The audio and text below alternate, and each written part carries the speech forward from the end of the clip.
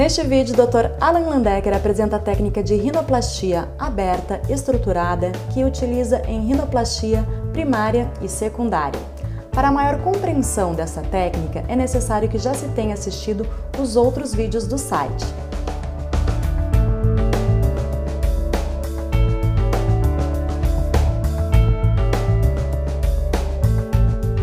Atualmente, tentamos produzir um nariz que se adapte à face e à origem étnica do paciente, sem produzir o mesmo nariz para todos os pacientes.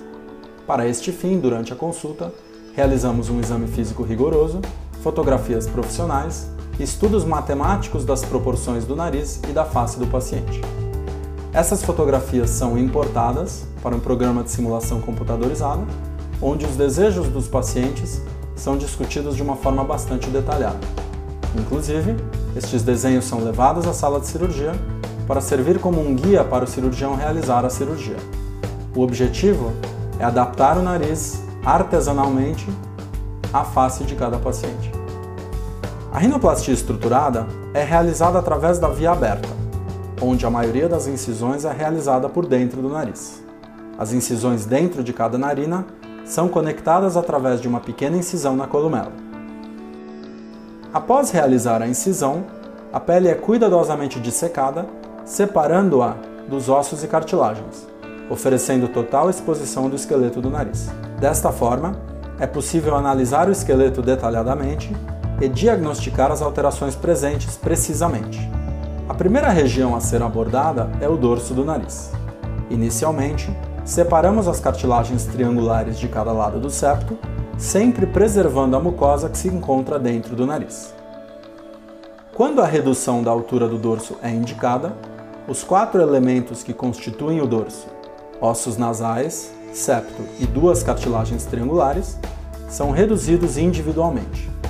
Esta técnica, chamada ressecção individualizada do dorso, é mais precisa e diminui os riscos de redução excessiva, especialmente em relação às cartilagens triangulares.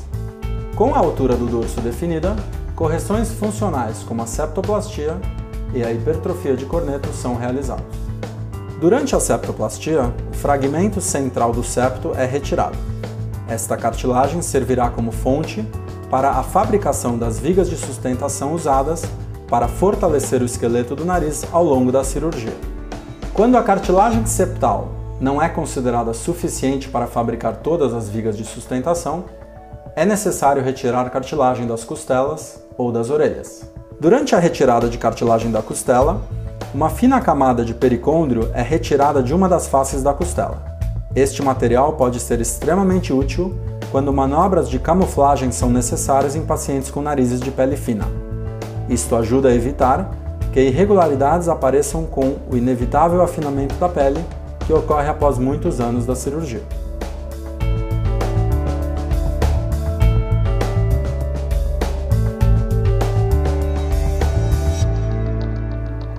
Neste momento, as cartilagens da ponta são reduzidas quando indicado.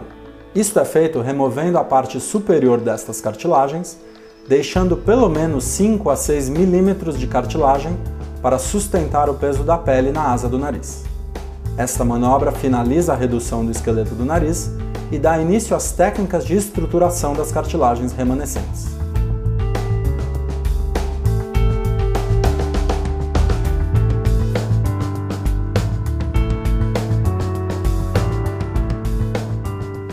O processo de estruturação do nariz começa pela fabricação da coluna vertebral do nariz, técnica desenvolvida há 3 anos pelo Dr. Alan Landecker.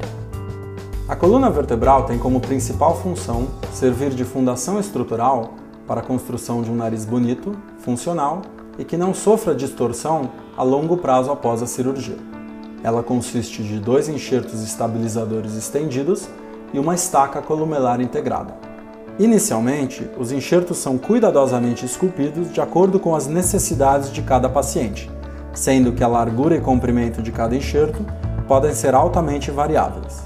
Após a escultura, os enxertos são fixados ao septo remanescente com fios finos de nylon, formando uma fundação estável para os ajustes estéticos que serão realizados pelo cirurgião. A posição da estaca em relação aos enxertos estabilizadores é cuidadosamente ajustada, pois a mesma determinará parâmetros importantes como a projeção e rotação da ponta nasal. A estruturação do dorso do nariz é finalizada através da fixação das cartilagens triangulares nos enxertos estabilizadores da coluna vertebral.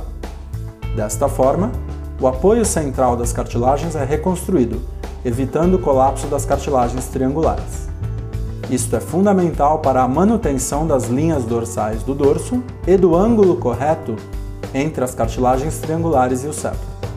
Este ângulo, de 10 a 15 graus, chamado de válvula interna, é o ponto de maior resistência à passagem do ar. A reconstrução do apoio das cartilagens triangulares manterá este ângulo aberto e evitará um aumento da resistência à passagem de ar neste local.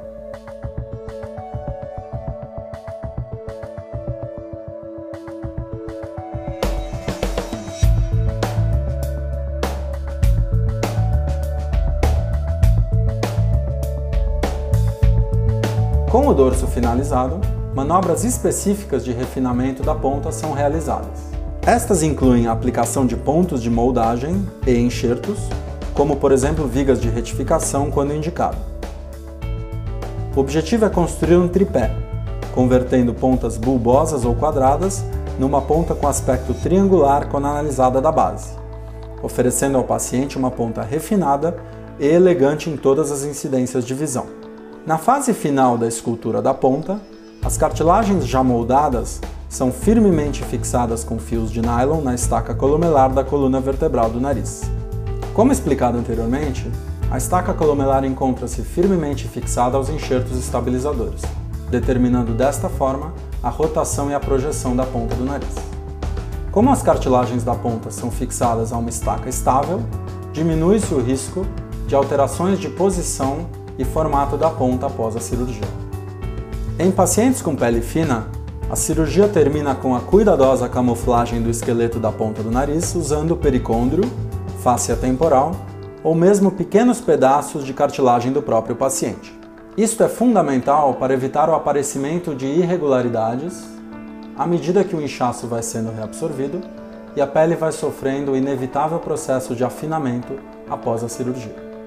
A última etapa da cirurgia é o fechamento cuidadoso das incisões, usando fios finos e delicados. Para maximizar o conforto dos pacientes, pequenas placas de silicone com uma canaleta de ar embutida são colocados dentro do nariz. Isto faz com que não seja necessário utilizar o tampão, fazendo com que o paciente possa respirar pelo nariz após a cirurgia. Finalmente, uma esparadrapagem e uma tala metálica são colocados em cima do dorso do paciente, imobilizando os tecidos e diminuindo a formação de inchaço após a cirurgia. Estes curativos são retirados após 7 dias no consultório. Depois desse período, é fundamental que o paciente retorne frequentemente ao consultório para que o médico acompanhe a recuperação e o resultado da cirurgia.